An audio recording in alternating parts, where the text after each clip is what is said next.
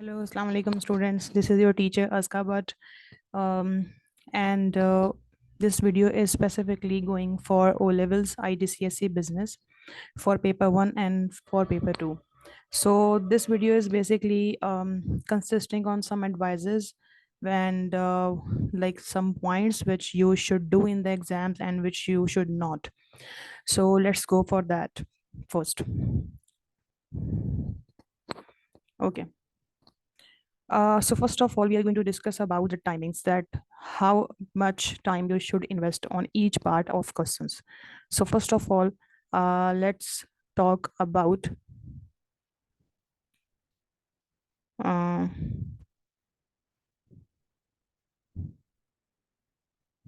yes.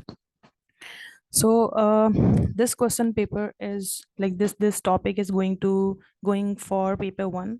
Okay, firstly, so there are some tips that how much time you should invest in each part of paper 1. Okay, so as you can see that in your paper, question paper 1 are either structured or short answers or data response questions. Each question is split into 5 parts: A, B, C, and D and E. We know that we have 5 parts of each question in the paper 1.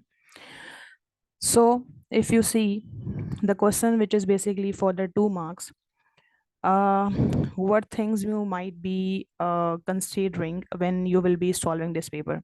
So read the command word carefully. So whatever the command word, you should read it carefully, that whether they are asking you to define something or maybe defining some kind of reasons explaining, and maybe they are using the command for word for calculating or analyzing.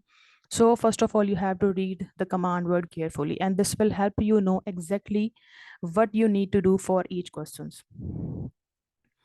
Give precise and accurate details. Try to spend no more than 2-3 minutes on each set of A and B questions, because we know that A and B part is for 2 marks. So that's why don't invest more than 2 and 3 minutes, because if you do that, so it means that you will lose your time to invest on the other questions. And for the calculative question, make sure you give your answer in the correct form asked for in the question. For example, in some question, it should be dollar or ratio or units. Yes, this is very important. It means that if they are asking you to find out the answer in percentage form, in ratio form, or maybe any unit which should be written in front of your answer. So this is very important, and never neglect these units. This is very important, because if, for example, is the question is to find out maybe the margin, the profit margins, or maybe something else, or maybe you just need to calculate the answer in the ratio forms. So that's why always use the units with great consideration. Okay, and after that we have the C and C part. So some questions will relate to just knowledge and where you need to show wider knowledge of a topic. Other questions will ask to apply your knowledge to the scenario. So this is very simple. Like if you are reading the case study, so you will be getting a lot of application in it, and you just need to apply your answer. It means that you should write your explanation in the business context. So part C question vary in what they ask you to do. Some questions might ask you to outline points in relation to the scenario, identify or state knowledge, calculate a value. Make sure you answer the question set and do not waste time developing points if knowledge is all that is required. It means that if in the question there is no question asked to apply your answer, so it means that you should not do that. Try to spend no more than 4 to 5 minutes on each C part of your question. Yes, not more than 4 to 5 minutes, because as you can see that this is having only 4 marks. So if you invest maybe 10 minutes on it, so it means that maybe you cannot invest your remaining time on 6 marker question. Okay, so in the D part, if you see that each question will require you to use your knowledge, understanding to explain your answer and put your answer in the context. Yes. So, what things you should consider while writing this answer? So, you need to develop points and use the information from the scenario to help support the points you make. Explain why, don't just describe. For example, show why something is an advantage and not simply that it is. Try to spend not more than 5 to 6 minutes to each question. Yes, because this is question for 6 marker, so that's why you should only invest 6 mark. It means that per mark, 1 minute per mark question. And at the end in the E part, each question will ask you to make a decision or judgment using questions such as do you think, recommend, or justify. Explain your decision by comparing factors, options, or different points of view to give a balanced explanation. Try to spend no more than 10 minutes on each question. And for paper 2, we know that we have the case study. So there are some consideration, there are some focuses you should consider when you are going to solve your paper 2. So try to spend about 10 to 15 minutes reading through the introduction, all the appendix, and the 4 questions before you attempt to answer of any questions. It does not matter if you're not familiar with the type of business, but it is important that you use your knowledge and understanding and apply it to any situation. Make sure you allow more time to answer B, because we know that B is having 12 mark question, so which require you to make a judgment.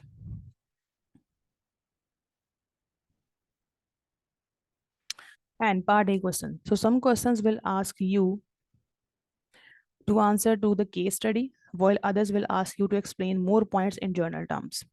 I'm talking about the paper 2. So check how many points the question asks for.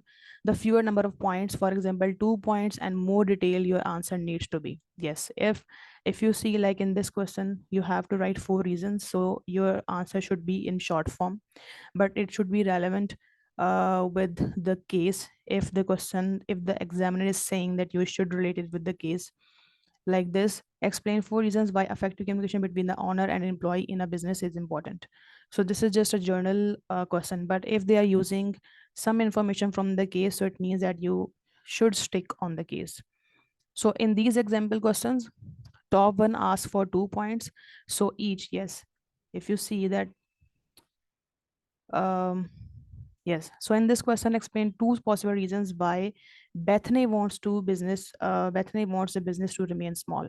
So as we can see that in this question, you have to write the points in context, because the examiner itself used the business name here, and they specially use the name of the owner in this question. So that's why you have to stick on that. So A, the top one asks for 2 points, so each needs a very detailed answer. The bottom one asks for the 4 points. Yes, so this is the 4 points. So the answer should be less detailed. It is very obvious, because if you're writing the answer for the first part, so it means that you have to relate your answer with the case study. So it automatically, you can say that it would need a lot of detail. But if the question is for journal terms, so it means that automatically it will get shorter. You can also see this by the space provided. Yes, so as you can see, the space provided is very short for these questions for you to enter your answer. Okay. And for part B questions worth 12 marks, ask you to provide a balanced discussion and conclusion about a given situation. And some questions will relate to information given in one source, while other could require you to use more than one source. If you see in the B part, the other question is about,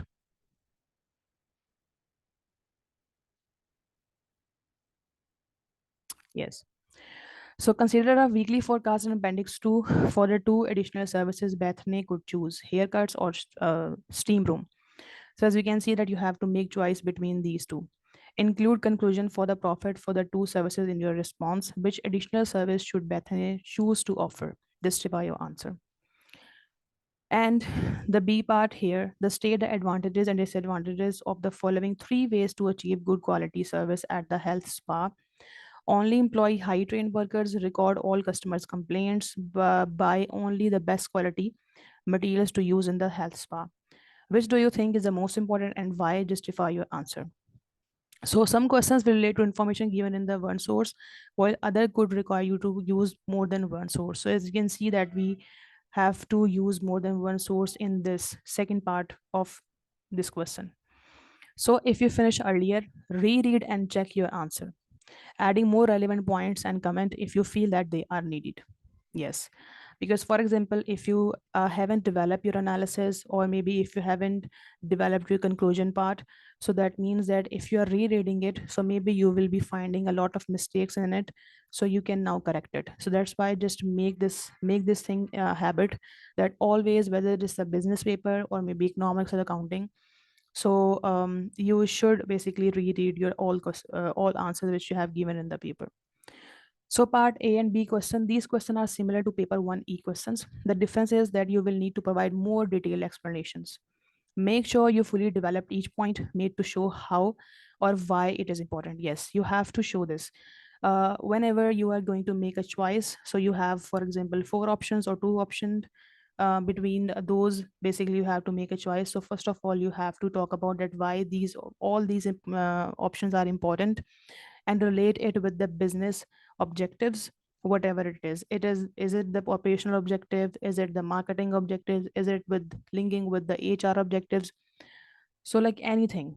So after that, you can conclude that in your point of view which option is more suitable for the business. Always refer to information or data from the case study. Yes, if maybe any kind of you can say that numerical information given in the case study, so this is always good that you should use those numerical things, like those calculations in your answer. Evidence to support each point made. You must explain your conclusions and recommendations by comparing your choice against other options to give a balanced decision. Yes, whenever you are making conclusion, so first of all you have to talk about the importance of that point which you basically like for example, if you're supporting one view, so you have to discuss its advantages once again. And also you have to write that why you are negating the other one, maybe the other one source, or maybe the other one option, why you are rejecting it. So it is very important because in conclusion, I'm talking about the part paper 2, not about the paper 1. So in the paper 2, whenever you are making conclusion, so first of all you have to write positive points for your chosen option, and you also have to write some negative points or reasons. Basically you have to talk about the reasons that why you are rejecting the other option. Make it clear that why this is best option. And always, whenever you are making conclusion, so whenever you're writing the advantages of your selected option, so always connect those advantages with the business objectives. Okay.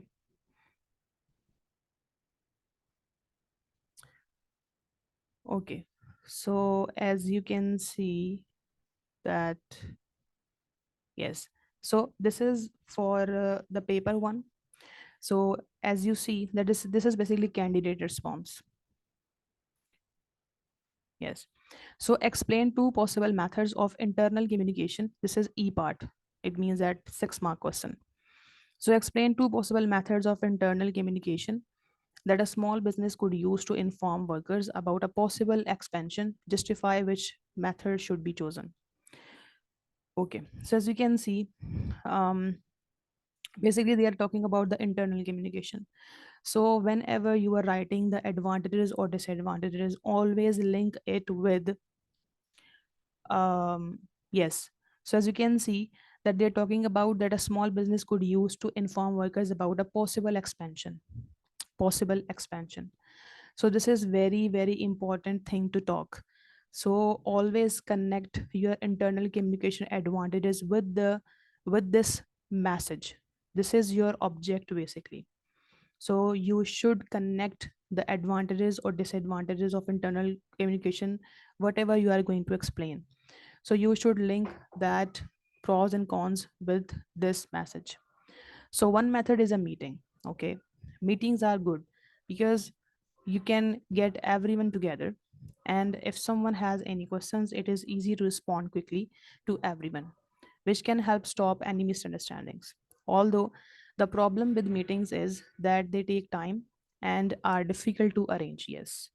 So as you can see that um, student basically has done its negative possibility also, that why maybe meeting would not be sufficient for these kind of messages. So when important decisions are being discussed, everyone should find out at the same time and have the chance to ask questions. Another way is send an email. So of course we have to talk about the two internal communication. So this can be sent to everyone at the same time and they can read it when they want. However, there is no way to make sure that everyone receives it or open it at the same time. So if someone does not understand what has been written, so it is not easy to ask questions. So at the end, student is going to make his conclusion. So I think they should use meeting as there are more advantages to this method. Okay, so as you can see that in the conclusion part, student basically didn't develop it. It means that if he is choosing meeting over emails, so it means that he should have done some more points of evaluation that why meeting is important for this message, because you want to inform the workers about a possible expansion. So this is very important message. So if you're saying that meeting is more important, so you should connect its advantages with that thing, that why it is important.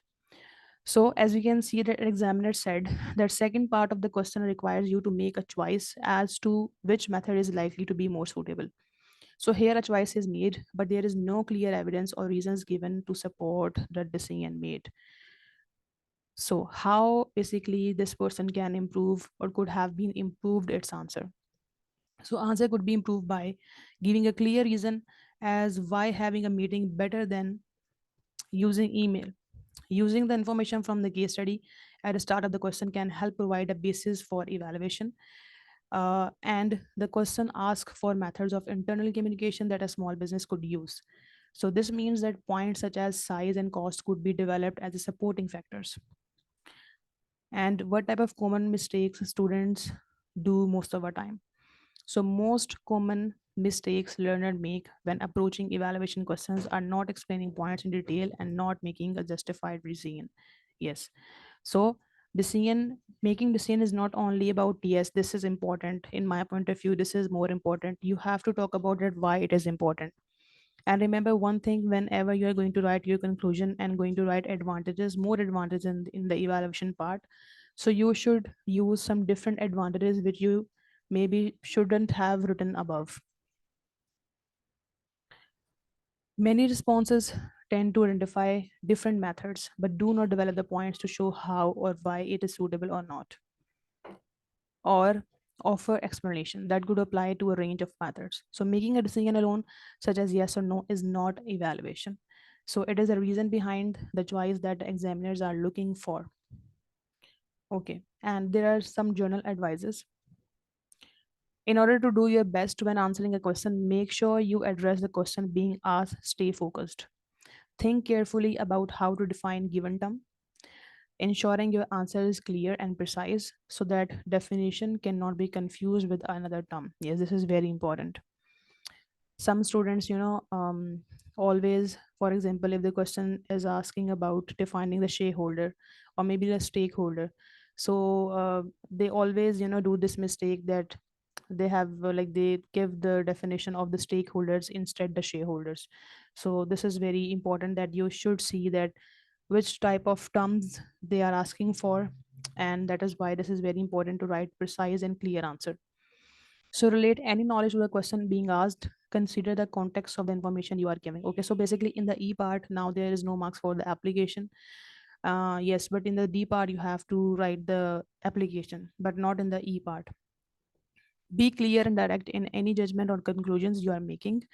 The examiner cannot make assumptions about what do you mean. You need to make it clear. Yes, whenever you're writing the conclusion, so just remind one thing, that your examiner who is going to read your paper, he basically don't know anything. You are the one who is going to tell him everything, that why you are making this conclusion and in your point of view why this is important. So support any conclusion with accurate and relevant information or data from the case study. Yes. So now I'm going to give you some more information and my journal advices for the paper 1 and for the paper 2.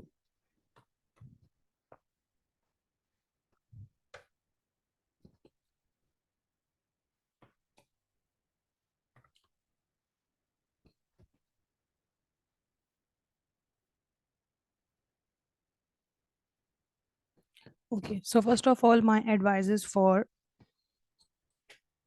in the exam hall.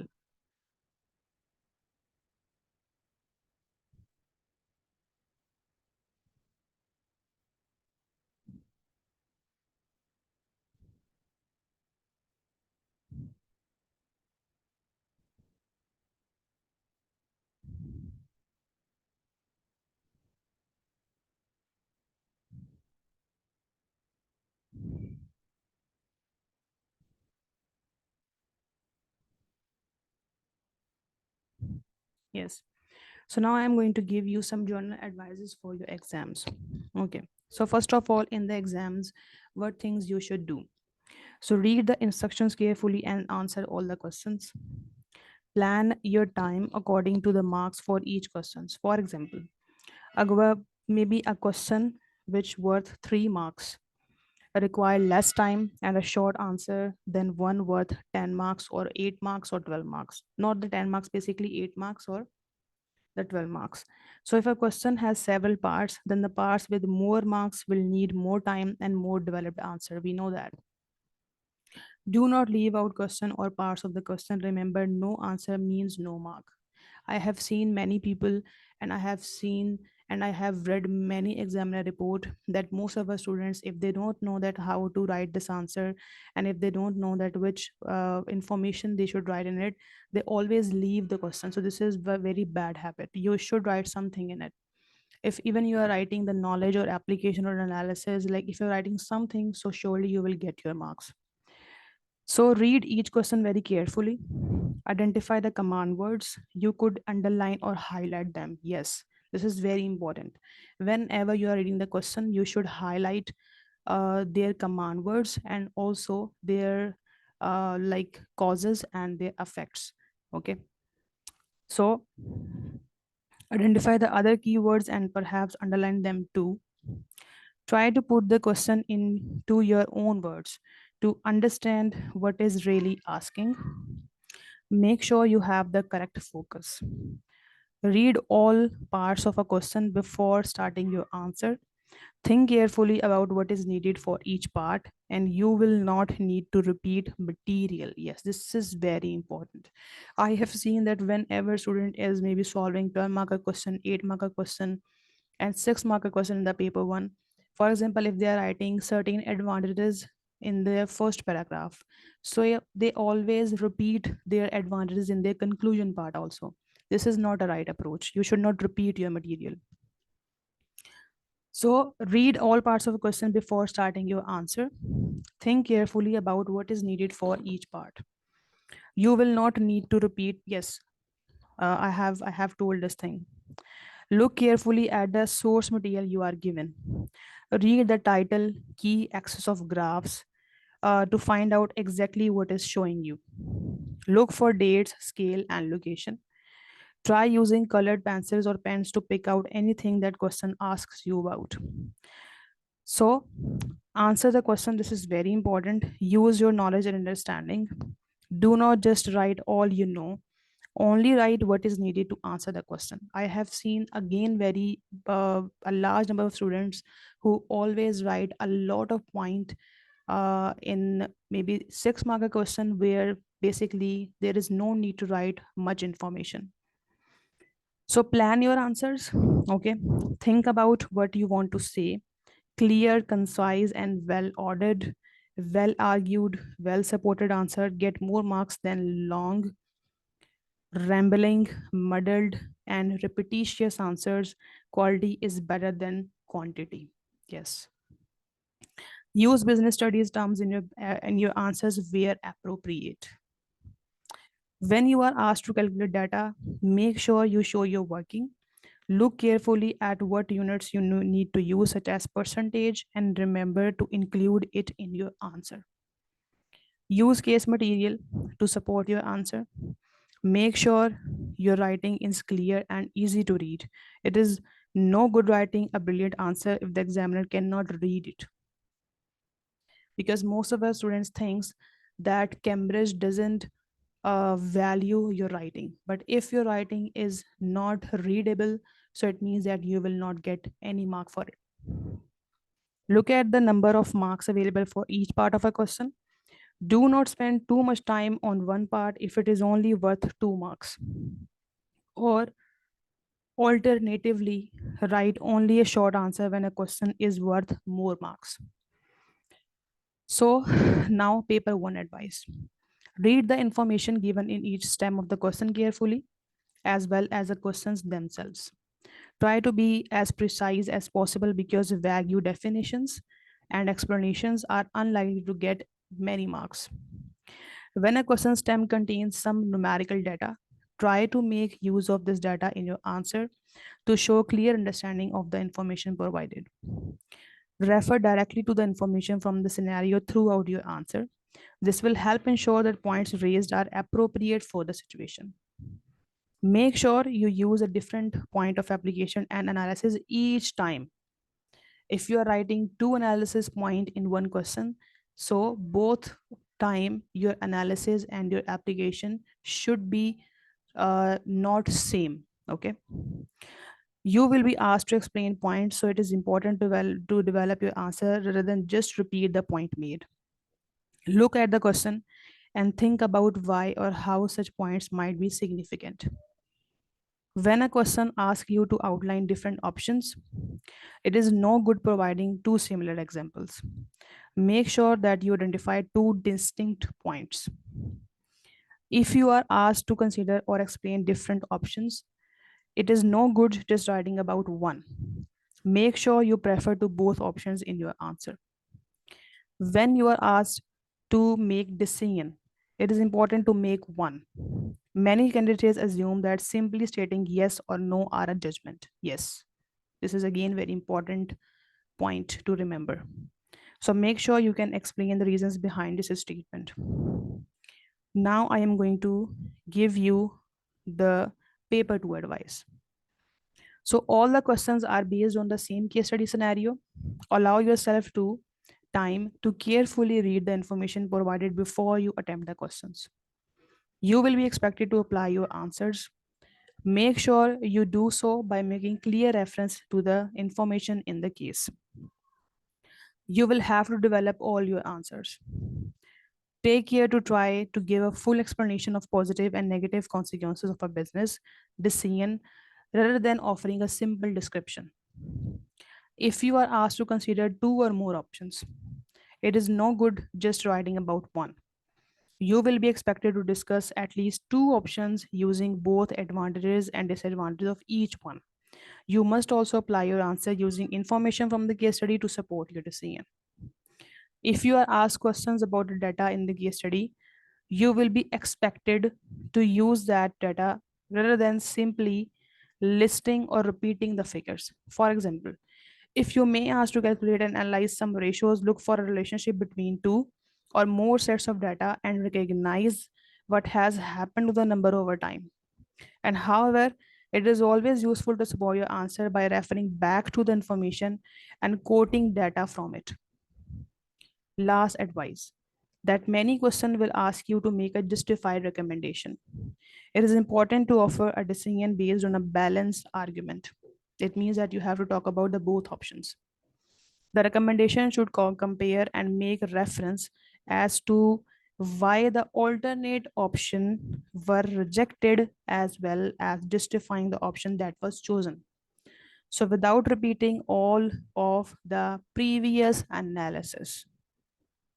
So these are my advices for paper 1 and for paper 2 for O levels IGCSE business students. So now I am Aska signing off, and nowadays I am working on Fab March 2024 A levels accounting paper, and also I am trying to work on paper 4 A levels business Feb March 2024, and soon I will be uploading these videos. And just take care and best of luck. Allah Hafiz.